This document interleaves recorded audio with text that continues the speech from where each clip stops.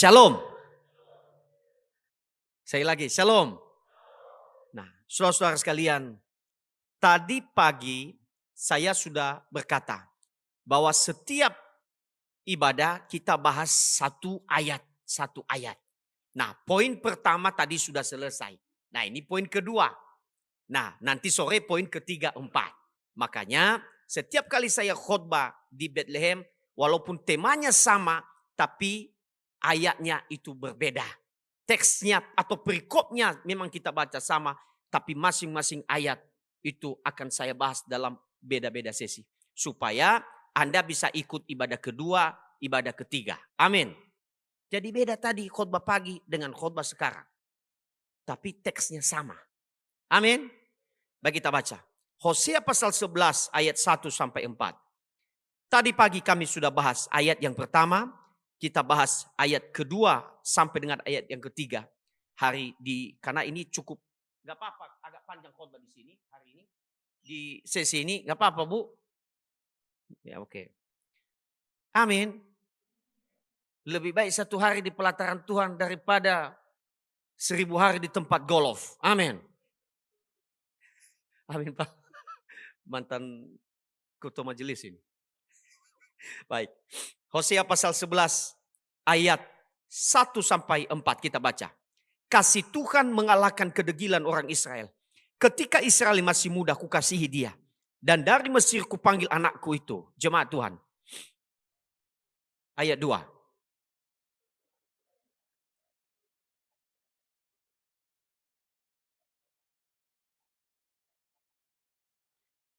Ayat 3.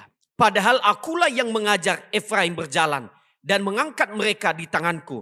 Tetapi mereka tidak mau insaf bahwa aku menyembuhkan mereka. Jemaat Tuhan ayat 4.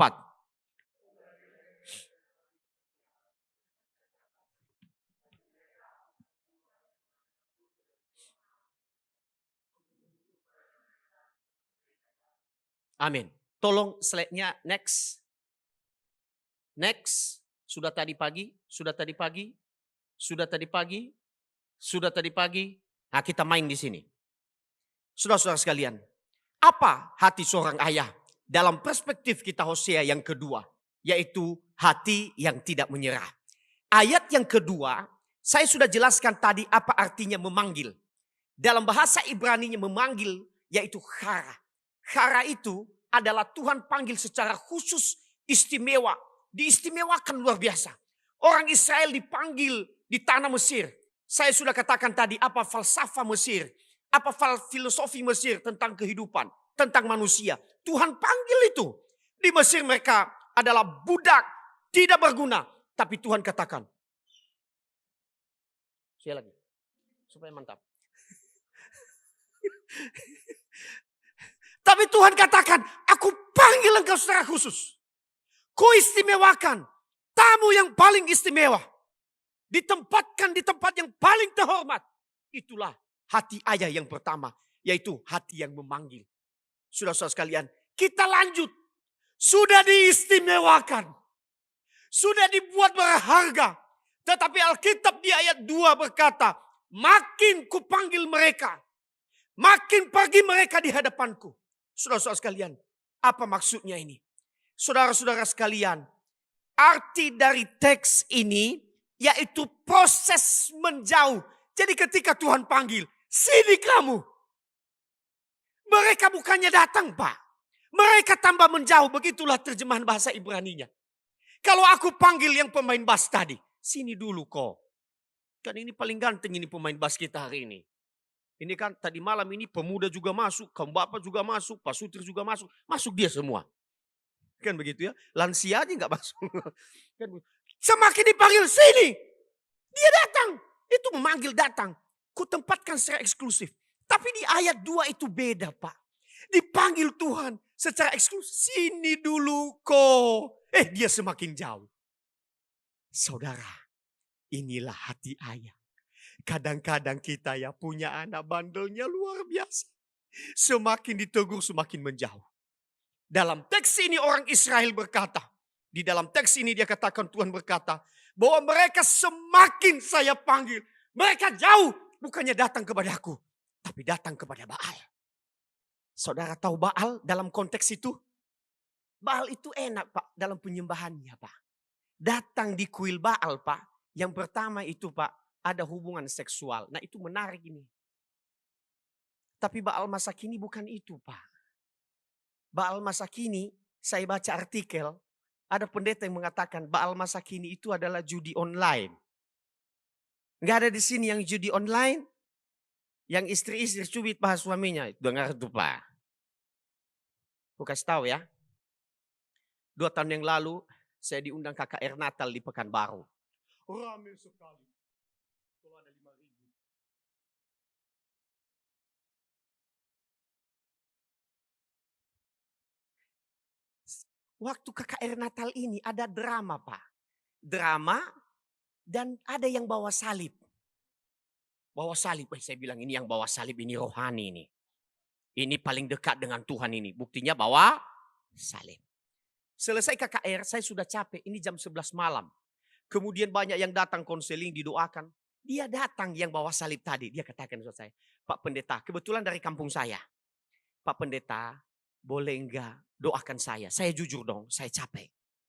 Seharian perjalanan 6 jam dari Pekanbaru ke PSA namanya. Itu capek luar biasa. Saya katakan boleh enggak ketemu besok pagi kepada saya. Jam 8.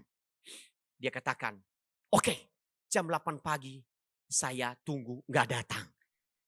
Kemudian jam 11 sampai sore saya seminar di gereja yang berbeda. Malamnya saya khotbah Natal lagi di tempat yang berbeda. Pulang khotbah Natal jam 10 ada kabar. Pak, bapak-bapak yang bawa salib di drama tadi malam itu sudah gantung diri. Saudara, ini bukan di kota. Ini di perkebunan sawit. Saudara tahu siapa yang kasih turun? Orang yang di sana nggak berani. Nggak mungkin kita biarkan dia kayak kelelawar sampai 1 minggu di situ. Akhirnya saya dengan gembala jemaatnya, kami angkat, kami kasih turun. Memang masih terbayang-bayang di pikiran saya karena mohon maaf. Ininya ini kan kena juga di tangan saya ini. Saudara-saudara sekalian, saya usut demi usut kenapa dia ini bunuh diri. Ternyata gara-gara judi online Pak. Jadi semua habis hartanya. Makanya jangan coba-coba bermain judi. Amin. Kecil sekali suaranya. Amin. Dulu sebelum saya belum bertobat Pak. Saya penjual porkas Pak. Tahu porkas? Hah? Pak, suatu hari. Kami ini kan orang lapangan ini. Tukang catat. Nah banyak korupsinya di situ Pak. Kita bohong-bohongi dikit kan. Suatu saat saya pergi ke tempat toke kami ini. Ngapain dia di kamar ini? Ternyata semua kertas-kertas porkas itu dipersembahkan kepada setan. Jadi supaya ada yang mati tumbalnya. Jadi hati-hati Bapak Ibu ya. Hati-hati. Jangan coba-coba kau sentuh. Dalam teks ini kalau saya kontekstualkan. Semakin kupanggil dia sini kau. Semakin jauh dia ke Baal. Semakin saya suruh dia ke gereja. Sini kau. Tapi semakin dia judi online. Semakin dia pergi ke tempat pelacuran. Tetapi perhatikan sikap Tuhan di sini. Apakah langsung dia pukul? Apakah langsung dia habisin? Tidak. Hati seorang ayah seperti itu. Ada kesempatan. Ada kesempatan. Ada kesempatan. Suatu hari ada perdebatan teologis Pak. Antara saya dengan beberapa pendeta. Di mana ada seorang jemaat melihat istrinya di depan matanya berzina ketika, jadi dia pikir kan supir nih bapak ini. Jadi dia keluar kota, pulang tiba-tiba dia melihat istrinya berzina.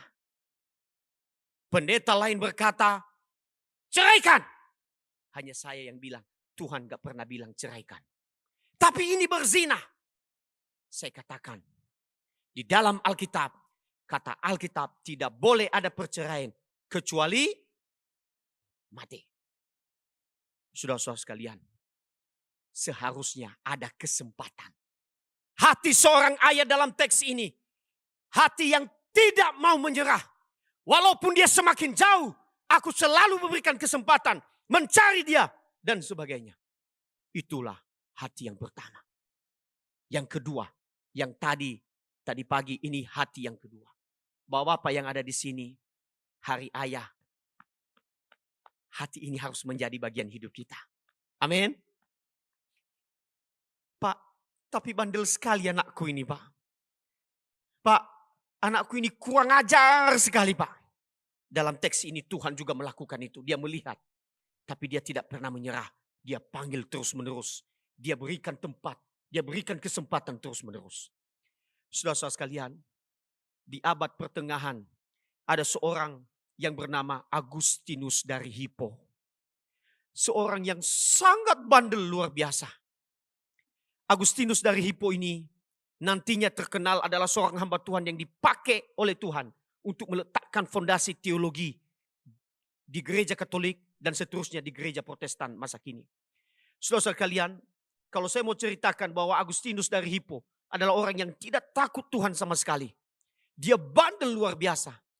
Tapi saudara tahu, setiap dia pulang mabuk malam, Pak, mamanya bernama Monica selalu menempatkan tangannya di atas kepala anaknya.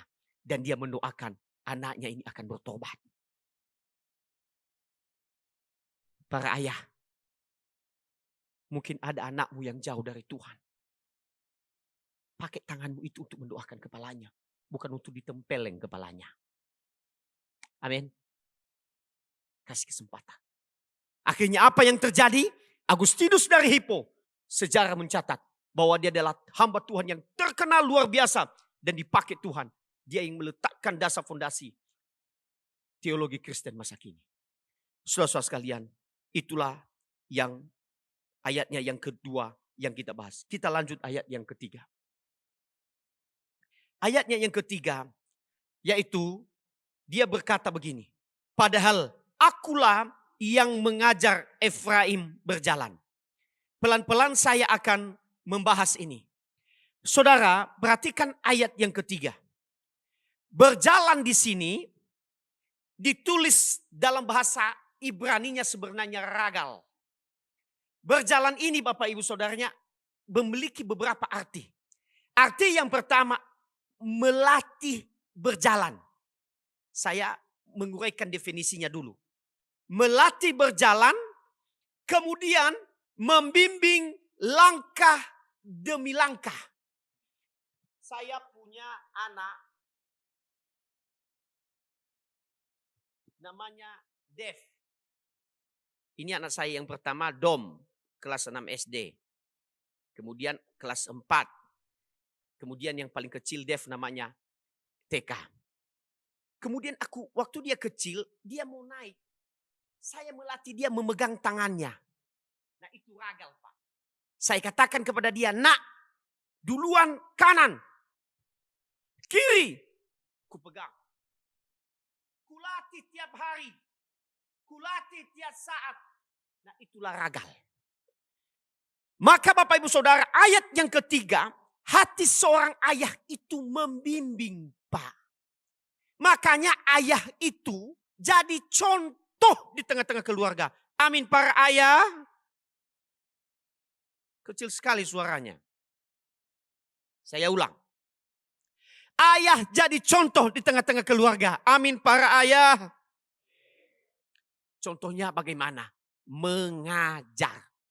Mengapa Bapak Ibu Saudara yang dikasihi oleh Tuhan? Perhatikan baik-baik. Ada istilah lain, saya baca sebuah buku yang berkata, ragal ini bukan sekedar mengajar atau ditutor. Bukan Bapak Ibu. Tetapi di sini ada unsur melatih dengan kesabaran. Jadi melatih itu dengan kesabaran Pak. Saya punya anak di sini Pak. Walaupun dia anak pendeta. Tapi kadang-kadang juga ada sedikit dia menyeleweng. Tapi dengan sabar kulatih dia. Kadang-kadang dicubit. Kadang-kadang dipukul ininya. Kadang-kadang kita pelototin. Kepelototin dia. Kalau dia bawa motor diam-diam, kupelototin. Mengajar. Kenapa para ayah Pak yang harus membimbing ini? Saya ulang berkali-kali. Yang menerima visi Allah itu bukan ibu-ibu Pak. Jangan dibolak-balik dunia ini. Yang menerima visi dari Allah adalah imam di tengah-tengah keluarga. Yang jadi imam itu laki-laki, bukan perempuan Pak. Jangan dibalik-balik dunia ini. Makanya ketika anakku Dom ini dibaptis di BNKP. BNKP itu Pak, Banuan Yakriso Protestan, sama kayak HKBP. Di Nias. Saya berulang-ulang saya katakan ketika saya ditanya, apakah dengan segenap hatimu engkau membawa Dom ini? Saya katakan dengan segenap hati. Tapi ketika dia tanya yang berikutnya Pak, apakah dia nanti engkau berjanji mengajar dia sekolah kebenaran? Saya diam Pak. Yang kedua kali dia tanya, yang ketiga kali baru saya jawab. Dengan segenap hatiku. Saudara tahu apa? Tidak salah Pak Jimmy. Mensekolahkan anak S1, S2, S3. Pak tidak salah Pak. Jangankan S3 Pak, sampai S7 juga Pak. Silahkan Pak. Tapi itu bukan janji. Janjimu mengajar dia sekolah kebenaran. Maka Pak Jimmy malam sama pagi hari ajarkan dia firman Tuhan. Ada anakku di sini. Satu-satunya kemarahan besar saya tiap hari, tiap pagi. Jikalau mereka terlambat bangun dan tidak mendengarkan firman Tuhan keluar dari mulut papanya. Karena saya takut sekali Pak. Nanti aku ditanya di surga, kapan kau ajar anakmu? Maka kami kumpul Pak di meja makan. Walaupun sederhana meja makan kami. Walaupun hanya 1 telur bagi 3 Pak. Tapi firman Tuhan itu harus disampaikan. Itu janjiku. Penerima visi Allah. Jadi laki-laki itu tidak main-main. Nah tolong juga ibu-ibu ini dukung juga kami para laki-laki ini. Jangan juga bikin pusing di rumah. Kadang-kadang kami pusing. Ya. Ibu-ibu, amin. Iya, kalau hanya itu penghasilan suami, bersyukur alhamdulillah. Kadang-kadang kami pusing juga ini, ngatur juga ibu-ibu ini. Kecuali ibu-ibu Bethlehem ya. Ibu-ibu gereja lain yang pusing ini. Kami juga kadang-kadang pusing ini 7 keliling ini. Jadi tolong Bu, kami ini membimbing. Membimbing. Kenapa kami membimbing?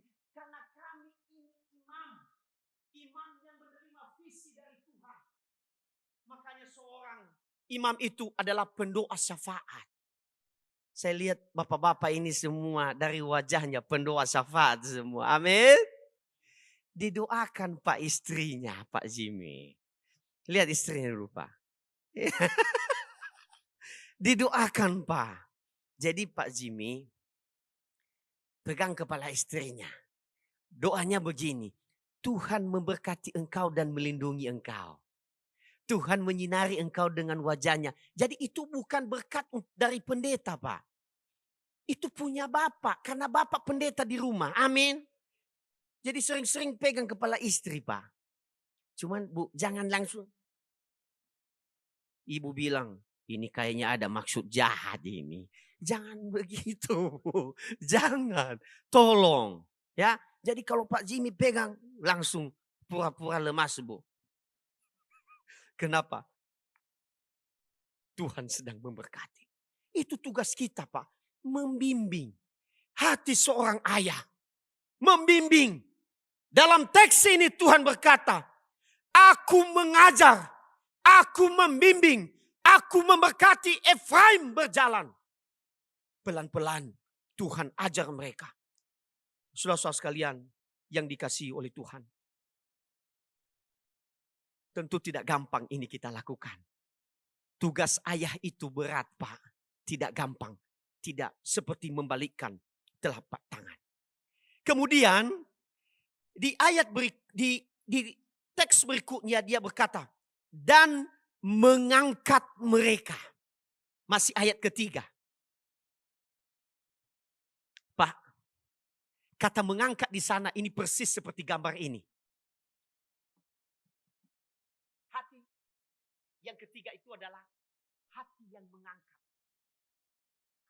Pak, saya hanya berani Pak mengangkat seperti ini kalau dia anakku.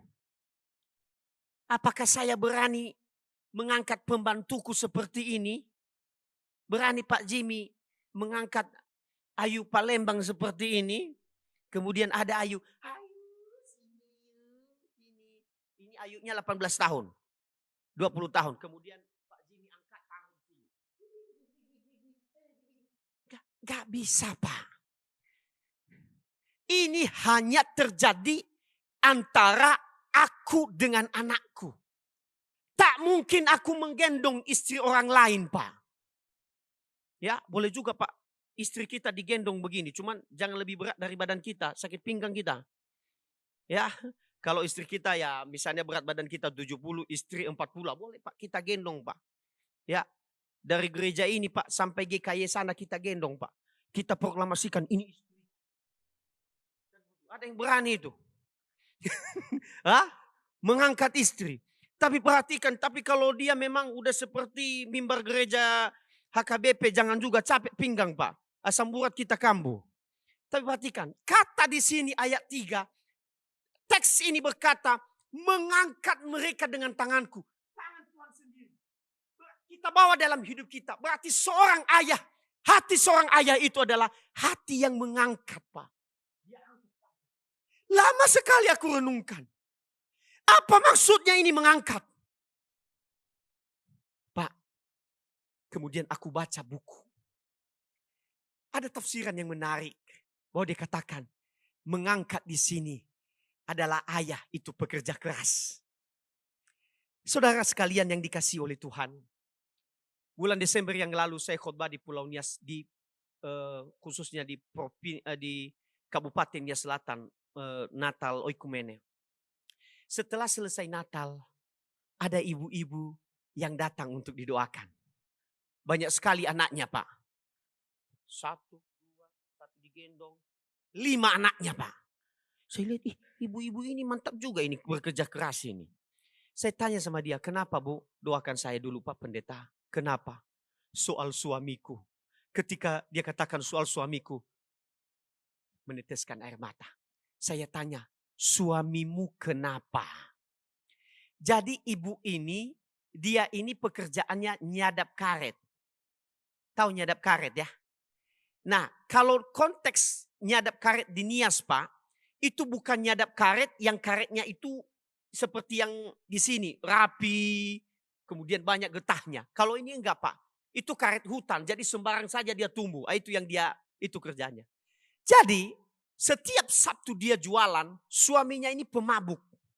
Biasa di Nias Pak, setiap hari kalau mabuk itu mesti harus ada daging babi yang dipotong-potong. Kemudian itu nanti minum tua sambil itu dimakan. Nah ini kerjaan suaminya tiap hari. Jadi tiap Sabtu ibu ini menjual hasil karetnya. Saudara tahu? Suaminya mengambil hasil kerja kerasnya. Kemudian istrinya dipukul.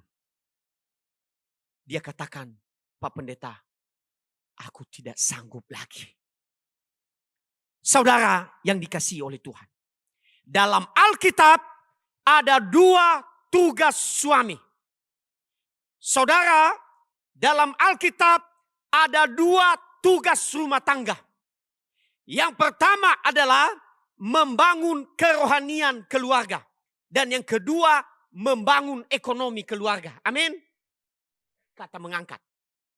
Jadi Bapak Ibu, saya ulang. Dalam keluarga Kristen ada 2 tugas. Yang pertama, kita membangun kerohanian keluarga. Dan yang kedua, membangun ekonomi keluarga. Dari mana Pak dasarnya membangun kerohanian keluarga? Itulah yang dimaksud dengan amanat agung. Saya sudah sampaikan tadi bahwa suami harus mendidik, membimbing keluarganya. Pak, di mana membangun ekonomi keluarga? Benar Pak, itu tertulis yaitu amanat kebudayaan. Laki-laki tidak boleh malas. Amin. Laki-laki harus bekerja. Bekerja keras. Mengangkat anaknya. Jangan harap anakmu diangkat oleh orang lain. Tidak akan pernah terjadi. Maka hati seorang ayah dalam teks ini. Aku mengajar mereka, mengangkat mereka di tanganku. Tentu dalam teks ini harus kita lakukan secara seimbang. Tidak boleh berat sebelah. Saya hanya mementingkan kerohanian saja tanpa membangun ekonomi. Demikian sebaliknya, aku hanya mementingkan membangun ekonomi, sedangkan membangun spiritual keluarga ini juga sesuatu hal yang salah. Saudara-saudara sekalian, itulah isi hati Tuhan dan menjadi isi hati para ayah masa kini.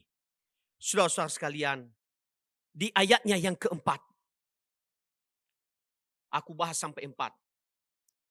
Yang keempat, aku menarik mereka dengan tali kesetiaan. Hati ayah yang terakhir, yaitu hati yang mengikat dengan kasih. Saudara-saudara, saya ingin menjelaskan dulu kebiasaan kalau ada negara yang kalah tempo dulu. Jadi, ketika Babilonia menjajah Yerusalem pada tahun 605 sebelum Masehi, jadi Nebukadnezar pada waktu itu, Bapak Ibu Saudara, dia membawa orang Israel yang diperbudak itu dengan mengikat hidung, telinga, kemudian badan menggunakan tali. Filsafatnya atau maksudnya kenapa dibuat seperti itu, bahwa yang kubawa ini adalah binatang, harus takluk kepada saya. Kemudian dia bawalah ke Babilonia. Nah, dari kata itulah Hosea mengadopsi bahwa kalau bangsa-bangsa lain itu ketika menjajah, dia mengikat engkau, memaksa engkau untuk pergi berjalan bersama dengan dia. Kata Tuhan, kalau aku tidak demikian, hati Tuhan tidak demikian, maka hati ayah yang keempat adalah hati yang mengikat, bukan dengan perbudakan, tapi hati yang mengikat dengan kasih. Amin. Diikat dengan kasih. Saudara-saudara sekalian yang dikasihi oleh Tuhan, ada kata di sana kuk. Ini beban seorang ayah. Saudara tahu bahwa apa yang membuat kami ini terhina di depan orang adalah ketika kami tidak sanggup untuk memberi makan anak dan istri kami. Suatu hari saya akan cerita dengan diriku sendiri. Anakku Dom ini yang paling besar. Kami menikah 2013, kemudian 2014 anak saya yang pertama ini lahir. Seminggu lagi dia akan ulang tahun. Jadi di Muara Enim ini kami selalu konsultasi dengan seorang dokter. Tiba-tiba jam 2:30 sore istri saya ini pendarahan. Saya udah takut, Pak. Kan gak ada pengalaman, Pak. Kemudian saya bawalah ke rumah sakit. Kemudian dikatakan jangan bawa ke sini. Karena pada waktu itu, Pak, belum ada BPJS, Pak. Ada BPJS tapi singkatannya berbeda. BPJS saya berharap sama Yesus saja. Yaitu BPJS saya. Jadi bolak-balik saya ke klinik disuruh, Pak. Dari jam 2:30 sampai istriku di rumah sakit. Kemudian dibawa ke dokter itu juga. Bolak-balik, Pak. Sampai jam 10 malam. Udah kulihat, udah pucat istriku. Saya sudah putus asa. Saya katakan, Tuhan ini bagaimana? Ternyata hanya gara-gara duit. Dipanggil aku sama dokternya begini. Pak, Bapak ada uang gak 14 juta? Baru saya operasi ini. Saya katakan, dokter, operasi ajalah dulu istriku ini. Biarlah lahir anakku itu. Dua-duanya, Pak Dokter, selamat. Dia katakan tidak. Tidak, gak boleh. Saya katakan aku jadi budakmu pun tidak apa-apa. Saudara tahu? Baru saya telepon Pak Marlon. Pak Marlon, ini bagaimana ini? Bawa ke Palembang. Jam 11 malam dibawa dari Muara Enim sampai di sini. Ada dokter Katolik gemuk. 1:30. Dokter Katolik, dokter kandungan, saya nggak tahu namanya itu. Di Caritas ini. Gemuk. Sampai di sana Pak, saya dimarahin Pak. Waduh Tuhan Yesus, saya ini dimarahin terus sama dokter.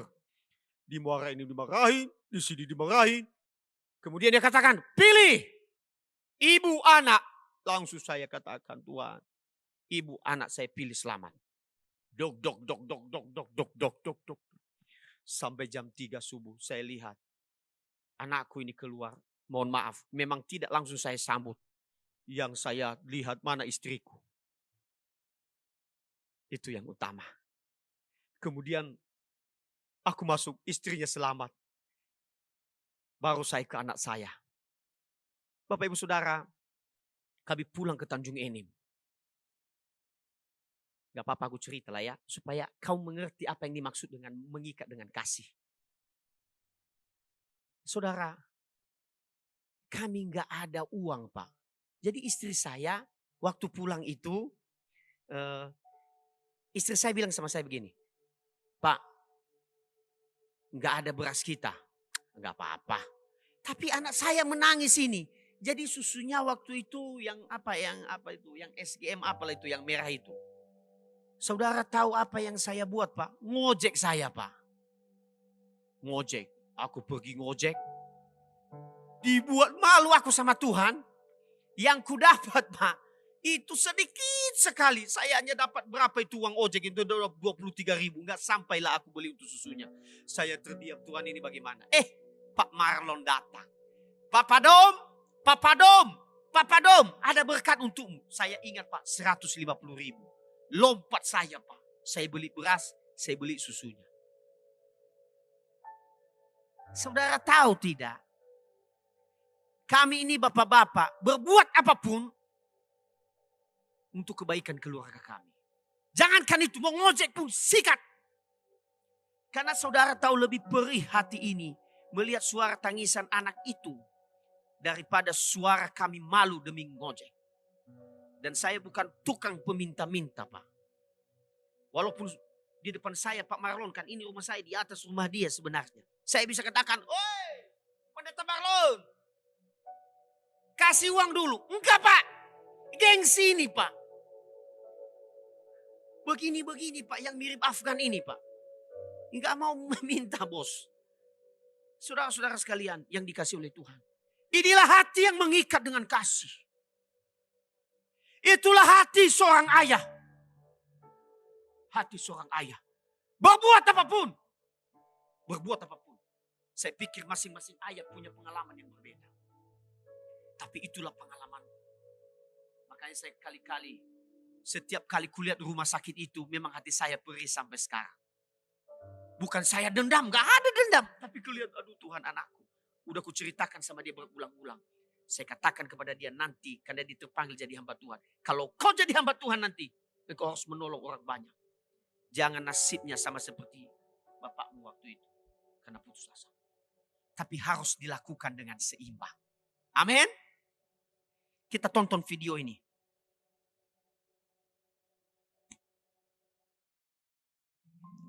Sebentar dulu. Bukan. Bukan ini. Ini itu sudah tadi. Nah ini. Ada seorang bapak terlalu menekankan satu hal. Hanya ekonomi, membangun ekonomi keluarga. Ini akibatnya. Bisnis gue ya restoran ini. Gue kerja keras bangun bisnis ini. Berharap bisa meningkatkan taraf kehidupan keluarga gue. Memang capek banget sih. Dan sering makan hati lagi sama karyawan.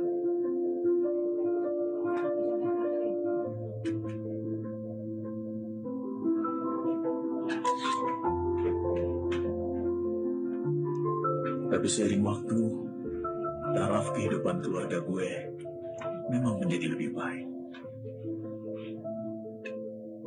Tapi ternyata semakin ramai bisnis gue, justru gue malah semakin sibuk.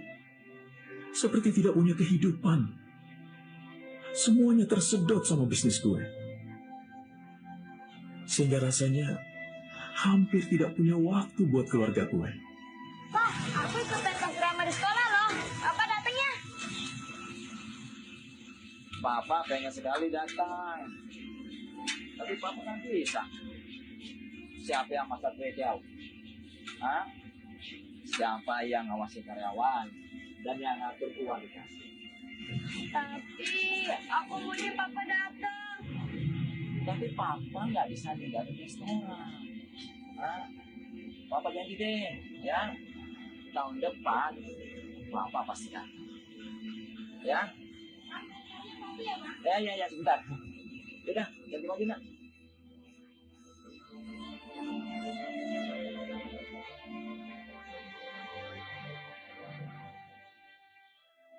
Capek banget rasanya. Semuanya harus gue. Semuanya harus gue. Sering gue bertanya, memang harus begini ya kalau punya bisnis sendiri?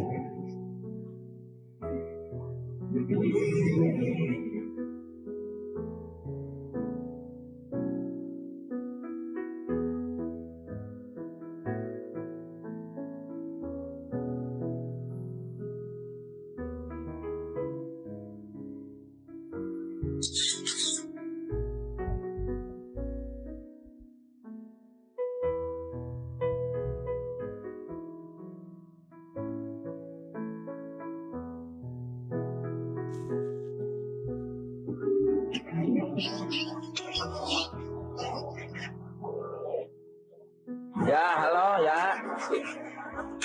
Ya, betul.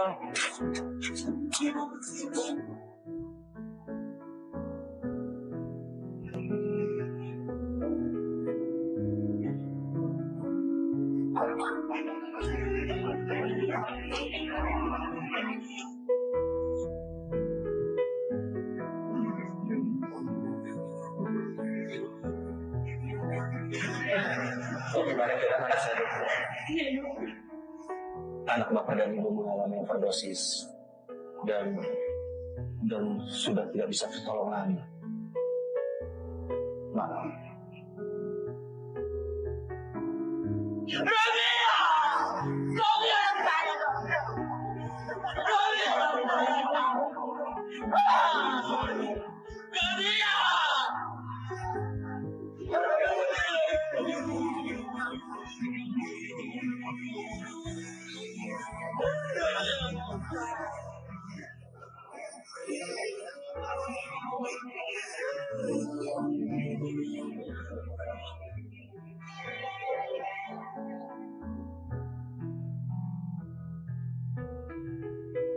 Begitu besar harga yang harus gue bayar demi bisnis gue. Kehilangan saat-saat yang begitu bernilai dalam hidup gue. Ternyata berapapun banyaknya uang yang gue punya, gak bisa mengembalikan waktu.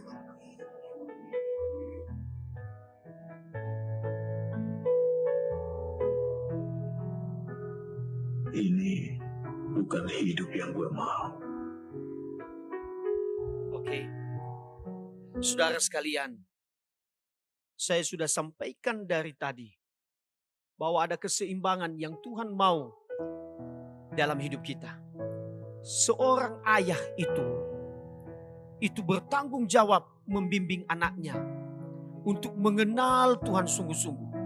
Karena itu janji. Tapi seorang ayah juga bertanggung jawab untuk membangun ekonomi keluarganya. Saudara, itulah hati Tuhan yang terus-menerus Dia sampaikan kepada kita. Mari kita melalui video ini kita belajar dan melalui firman Tuhan. Bahwa sesungguhnya kalau Tuhan izinkan kita saat ini berperan dalam keluarga kita, itu kesempatan bagimu. Jangan sampai hilang kesempatan itu. Mari kita tundukkan hati kita di hadapan Tuhan.